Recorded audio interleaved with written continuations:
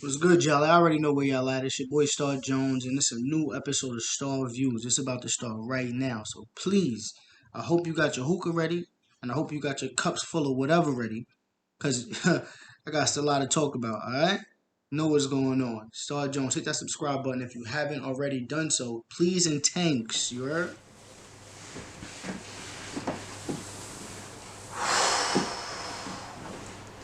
What's good, folks? It's your man Star Jones. You already know what it is. It's a new episode of Star Views. I came into this episode with a heavy sigh because what an episode this is about to be. Tonight we'll be talking about a Marvel superhero who is now in his third franchise. We've just seen 3 different iterations or adaptations of this character on the big screen. So yeah, this is the third different version of this character. And that character being Spider-Man. I was trying to drag it out as long as possible, but I can't. Spider-Man No Way Home. The third installment starring Tom Holland, excuse me. You know what I'm saying? It's been a long journey for, Tom Holland's character, Spider-Man. Since we first seen him, I think the first time we seen Spider-Man was in Civil War, Captain America Civil War. So, it's been a long journey for this Spider-Man, you know what I'm saying, as far as where he came from. You know what I'm saying? And from where we've seen him. Feels like we've seen him growing up right before our eyes, right? Feels like we've seen Tom Holland since he was a kid. And I think Civil War came out in 2016, so we're talking about almost 6 years since he made his acting debut as Spider-Man. So again, tonight we're going to be talking about Spider-Man No Way Home. And I'm going to get my drink because I'm going to need a drink for this episode. I think you guys should definitely drink with a brother. And I'm not going to lie, I've been racking my brain extensively through the course of this entire weekend of trying to figure out how I'm going to do this episode without giving any spoilers. If you have not seen this movie yet, leave right now.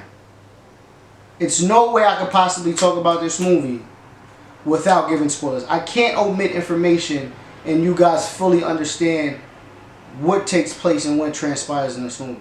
So if you have not yet seen Spider-Man No Way Home, please vacate the premise right now. Spin the block once you've seen the film, and then we can sit down and talk about it. You can hit those comments and let me know what it is. But if you have not seen this movie, don't do yourself a disservice and watch this episode of Star Views, because you're gonna be upset. Because I'm gonna try not to give you the whole flick, but it's kind of like almost inevitable. So yeah, I'm gonna go get this drink, and when we get back, we're gonna get right into it. All right, Star Views, appreciate y'all.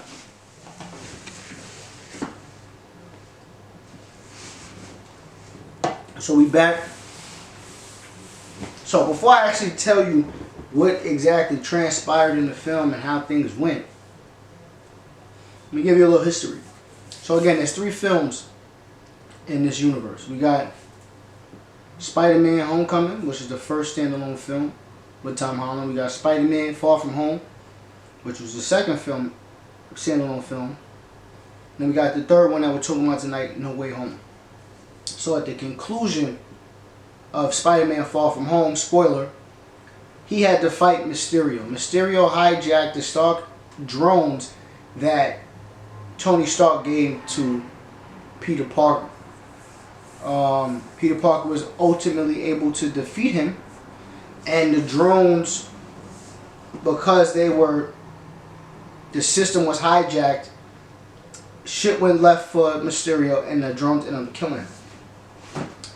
Again, you've had plenty of time to see that movie, so I don't feel bad for spoiling that for you if you haven't seen it. You should have did your homework anyway. So, now, at the conclusion of the second film, MJ, excuse me, Zendaya plays MJ. MJ and Peter are swinging through the city on their little high-flying date. And they sit down, he's going to drop her off, and then a news story breaks from the Daily Bugle, John Jonah Davidson. A news story breaks that Peter Parker is behind the death of Mysterio. And again, Mysterio in the second film was looked at as this hero, this multi-dimensional hero. Because he also was from a different universe. So yeah. So in this news story, excuse me, they paint Spider-Man to be this murderer. Spider-Man killed Mysterio. And Spider-Man's real identity is Peter Parker. So at the conclusion of that film, that's when he's like, what the F, and it cuts out. So now the third film, Homecoming, what we're talking about right now, picks up immediately after that film ended, after that film concluded. So again, we're seeing the aftermath of the news breaking, Peter Parker fleeing Manhattan with his girlfriend because there's newscasters everywhere, people are taking pictures of them, calling him a murderer, etc., etc. So pretty much that's the first act of the film. You pretty much see Peter Parker not necessarily on the run, but trying to clear his name. Pretty much I had nothing to do with the death of Mysterio. I was trying to stop him from doing something. The drones killed him. And then here's the first big boom of the film. Who's the lawyer that got him off? I'll give you a second to think about it.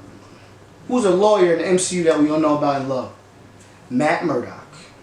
Mr. Daredevil himself got Pete off.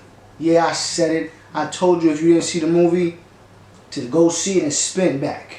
If you didn't listen, that's your fault. Matt Murdock is in this film. Yes. Charlie Cox, the guy from the Marvel Netflix show, Daredevil, yeah, he's in that. I was in that crowd of people who was yelling in the theater. Yeah, I was there. That was me. You heard me. That was nuts. So seeing, because again, in any promotion for the film, they did not show Matt Murdock. So to see Matt Murdock in that scene was crazy, all in itself. So yeah, Matt Murdock got Pete off the hook, and so now Peter's name is cleared, and now Peter's moving on. And I think this is when we get into the second act of the film. The second act of the film is pretty much Pete's life going back to somewhat normal. You know what I'm saying? Like him and his friends are hanging out, MJ's his girlfriend, they hanging out all the time on the phone, FaceTime, all that good, sweet high school love, puppy love stuff. But of course, as the school year is going on, they're preparing for college. I believe they're in their senior year in this film. So they're having discussions about college and where they want to go. And MIT, Massachusetts Institute of Technology, for those who don't know, is their dream school. And they all want to go there together. That way they could remain friends and they could stay close all through college. But unfortunately, the alleged murder of Mysterio being pinned on Spider-Man had a lot of negative ramifications on Peter Parker's life as well as Ned and MJ's life. So every school that they applied to, even the fallback schools, denied them, rejected them. So ultimately, their dream school, and along with all the other schools that they applied to, said no. And so they were kind of down and upset. So Peter Parker, being the caring person that he is, he's like, it's not fair that you guys can't go to college when you definitely have the intelligence for it, you have the brains for it, you're deserving of it, and you can't go because of me, and me being Spider-Man. So he has this plan to, he goes to Doctor Strange first. Goes to Doctor Strange and he's like, Doctor Strange, how you doing? I need you to help me. So Doctor Strange's like, what am I doing? What could I help you with? How could I help you, rather? So Peter Parker's like, yo, is there any way you can make people forget that I'm Spider-Man? Against Wong's suggestion, Wong said don't do it, leave it alone. Doctor Strange agrees to do it. I can't tell you the name of the spell because it's a tongue twister and I just personally, I don't want to butcher it. So Doctor Strange agrees to do this spell. Now, as he's explaining the spell to Peter Parker's like, all right, well, it sounds as if you're going to make this wish and everyone's going to forget who I am, period. So Doctor Strange's like, yeah, that's exactly what's going to happen. So now he starts to, while Doctor Strange is doing the spell, he's doing all his hand stuff. You know what I'm saying? Peter Parker keeps interjecting. So Doctor Strange has to keep stopping the spell, like, listen, bro, you can't keep chiming in. So pretty much Peter Parker says something along the lines of, and I'm paraphrasing, pretty much he's like, yo, I want everyone to remember me before the news broke that I was Spider-Man. So pretty much whoever knew who he was before the news broke of his true identity, he wanted them to remember. And that included, of course, MJ, Ned, his aunt, Happy Hogan, you know what I'm saying, and those people, and the Avengers and stuff like that. So he pretty much interjected like 3, 4, 5 times before Doctor Strange even completed the. But that's when he said that about the whole knowing who I was before, is what kicks the movie into high gear, I guess, so to speak. So in the process of him interjecting, Doctor Strange had to, like, I guess, contain the spell because the spell was spiraling out of control. So Doctor Strange was like, yo, listen, I took care of it. You know what I'm saying? No one's going to remember who you are, or whatever the case may be. You good to go. So Doctor Strange thought. So before he left, Doctor Strange was like, yo, wait a minute. You didn't get into college and you didn't try to dispute it? You didn't try to call admissions and nothing like that? So Peter's like, no, I didn't think so. Pretty much Doctor Strange's pissed off at him now. Like, I did all this for nothing. You could have just tried to call the school and probably got in. So now Peter Parker's like, that's a good idea. So now Peter Parker's on his way to meet this lady from MIT. I guess she's a part of the admissions department and could get them in school. And this is when all hell breaks loose. At this point in the film, again, I told you I said it's going to be spoilers. At this point in the film is when we first introduced to Dr. Octopus. Yes, Dr. Ock makes his appearance in this part of the film, and this is what you've seen in the trailers, and they get into a bang up on a bridge. Then from there, Doctor Strange warps Doc Ock into his chamber where he has Lizard already locked away. And this is pretty much what he explains to Peter, like, listen, these two are not from our world. I was alerted that these two were not from our world, so I had to, do what I had to do and lock them up. There's 3 more presences that are here that don't belong here, and we have to get them out of here. So Peter Parker's like, all right, I'll help you. It's my fault why this happened because of the spell and because he kept interjecting. So they managed to get all 5, Green Goblin, Electro, and Sandman. So then Doctor Strange brings out this box, and this box is the one that's going to send them back to their world. But prior to Doctor Strange pulling up with this box, Peter Parker realized, well, based on the conversations he had with those 5 villains from the other Spider-Man movies, finds out that they die. For the most of them die. So he's like, well, I don't want to send y'all back to y'all doom. You guys can change. You guys can get a second chance. Blase, blase, blah. So Doctor Strange is like, listen, that's not our problem. This is, them dying is probably an absolute point in their universe, and it has to happen. We can't interfere with that. So we have to put them back in their universe, and whatever happens to them, happens to them. That's not a problem. Of course, Peter Parker, being a guy of great nature, pure heart, he's like, listen, I don't want to send them back to their doom. If we could change their minds, sway them to the good side, when they get back to their timeline, they could deal with their issues like, yo, listen, I'm good now, and of course not thinking about the time continuum and how that could affect things in their present timeline. But moving on. So this is when Doctor Strange and Spider-Man start to get it on. It's like a fight, but they're not really fighting. It's like, it looked like a sibling rivalry kind of situation, a sibling fight. Even though I know siblings out there that really be punching each other. duffing each other out. But anyway, so Spider-Man bests Doctor Strange to all our surprise. I'm sure I know I was surprised. I'm like, damn, Spider-Man got the best of Doctor Strange. So he ends up getting this. I don't want to call it the Mother Box because Mother Box has everything to do with DC. But he grabs the box and he kind of locks Doctor Strange in this dimension. So Doctor Strange is off the grid for the next few hours in the film. So again, now that Doctor Strange is off the grid, Spider-Man decides that he's going to help the villains turn over a new leaf and get back to their universe again on a new leaf. Like, they're positive now, they don't want to be bad guys anymore. So they go back to Happy Hogan's crib. Again, he goes there with all 5 villains and he tries to come up with this scientific solution to help them get back to normal, so to speak, I guess, as far as sanity is concerned. So, of course, things take a turn for the worse. And Green Goblin goes back to his Green Goblin ways. And then that's when shit go from level 1 to like level 5. And again, at this point, Peter Parker has to take on these 5 villains. Well, 4. I won't tell you why it's 4, but you'll find out in the film. These 4 villains, and it gets crazy. It gets really crazy. It gets really crazy. It gets really crazy. Peter Parker takes a big loss. Someone very close to him dies. I feel like I gave y'all a lot of spoilers, but I'm not gonna give you that.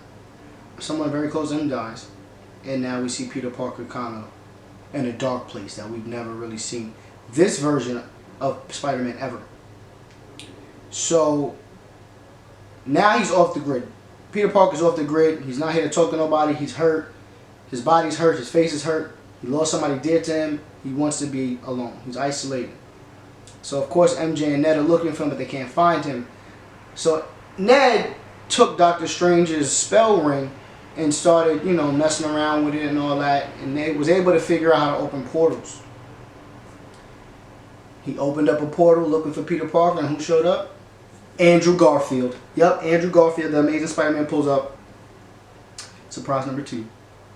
And then, alright, this is the right Peter Parker, let's keep looking.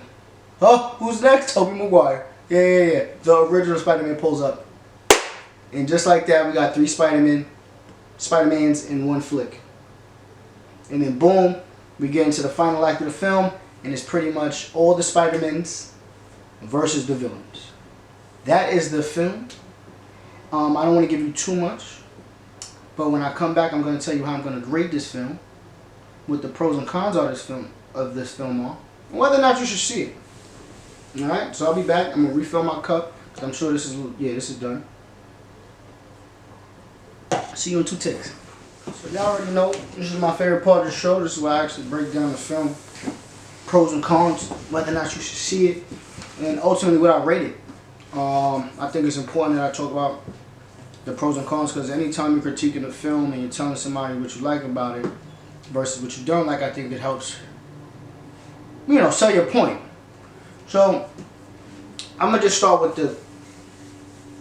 the cons. So the first con I have is what happened to Electro's initial look. His villain look. When we first met Max in Amazing Spider-Man 2, Max, for one, had the comb over. Yeah, he was bald with the little, Homer Simpson joint going on. Bifocals, gap in his teeth, I believe. Wore overalls, all type of, like he was just, I hate to use the word nerdy, but I think that's the applicable term. I think he was very, nothing swaggy about him.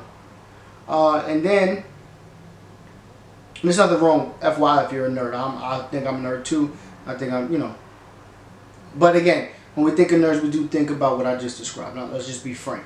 And then, his Electro look pretty much was just electricity in like human form, I guess you could say. It was blue. And yeah, so in this film, Jamie Foxx, who plays Electro, pretty much looks like Jamie Foxx.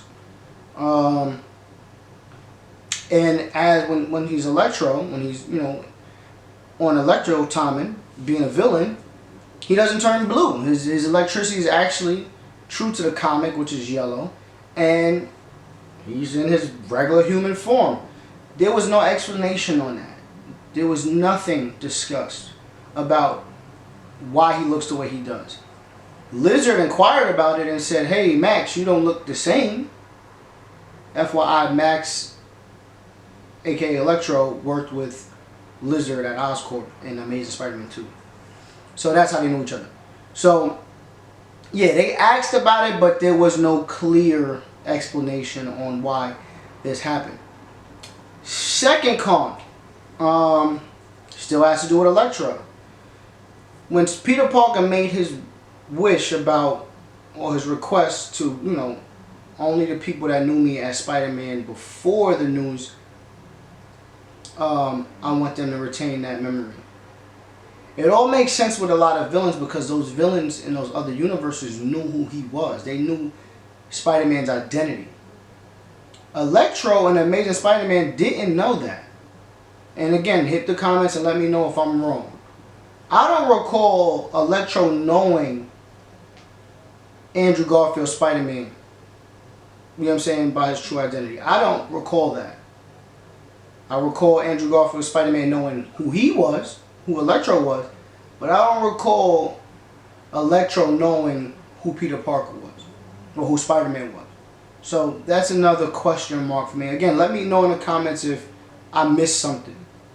And then the timeline, another con, is when the timeline from when Dr. Octopus was pulled from his universe, which is the Tobey Maguire universe.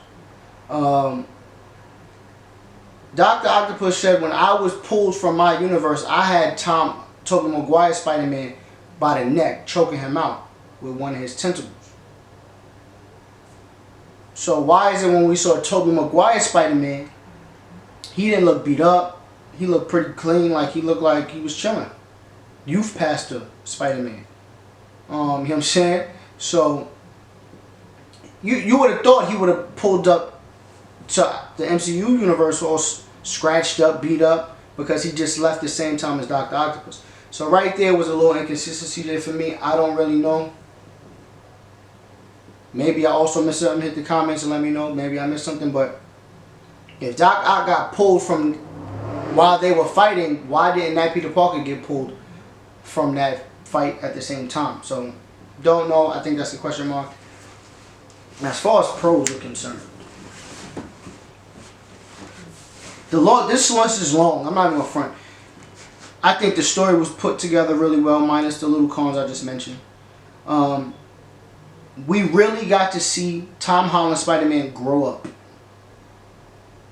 We never saw a dark version of Tom Holland Spider-Man, and we got to see the dark version of Tom Holland. We seen Tobey Maguire. He had his dark moment when Uncle Ben got killed, when he had the Venom symbiote. We seen Andrew Garfield go through grief when Gwen Stacy died. We didn't really see him because he wasn't really Spider-Man when Gwen Stacy died, but we got to see him at a low point. We never really got to see Tom Holland at a real low point. We had sad moments with Tom Holland when he disappeared during the blip, but we never really seen him go through shit. You know what I'm saying? So the fact that we got to see that, really, we already had a bond with Tom Holland. Tom Holland already does a good job of making us really feel bad for him. You know? Make grown men cry type shit. You get what I'm saying? So to see him go through a dark moment really is going to be the driving force for his character moving forward. And it really shows you him being this little kid in Civil War to now maturing into this man. So I think that was good. I also love the fact that we really got to see Tom Holland use his fists in this movie, and his elbows. When he fought Green Goblin in Happy Hogan's condo, fire. My son. I don't condone violence, but in movies it's cool. Tom Holland was round. He got smoked, but it was good to see him finally use them hands. And fact check me. If you watch the old Spider-Man movies, he don't really use his hands like that. He don't never punch nobody. But my son Spider-Man was with the shits this go round. And I was happy to see it. It made me feel good. I ain't gonna lie. I felt like my son is becoming a man. So,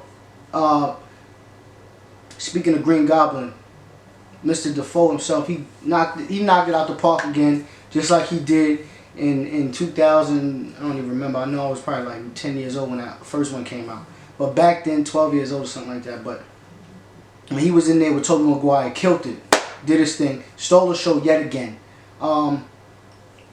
The Matt Murdock presence was fire.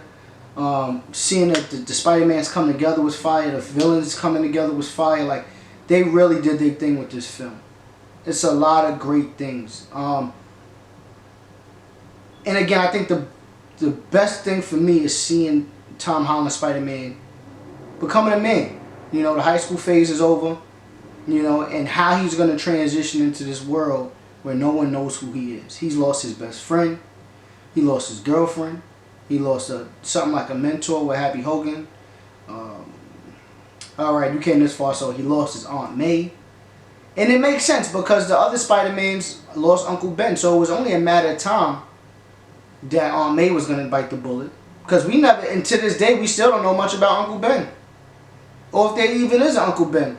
Because the other two Spider-Mans talked about Uncle Ben and Peter was just, alright. So that's something else that they may have to, they probably won't address it at this point, but it's just something that to discuss. So we still don't know much about Uncle Ben for Tom Holland, Peter Parker. But this film was just super fire. CGI was lit. Story was lit. Like I said, the surprises was lit. You know, seeing, and then I go from one of the best moments for me in the film was at the end when they hugged each other. You know what I'm saying? I thought that was so cool. Like, I got a little teary. I didn't drop a tear, but I got teary eyed. Like, seeing that.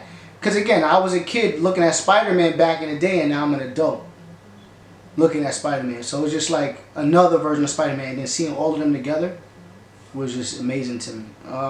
Another one of the big moments in the film was when Tom Holland Peter Parker was about to kill Green Goblin, but Tobey Maguire Spider-Man jumped in and said, "We don't do that." He didn't say it, but he was just like, "Yo, we don't do that."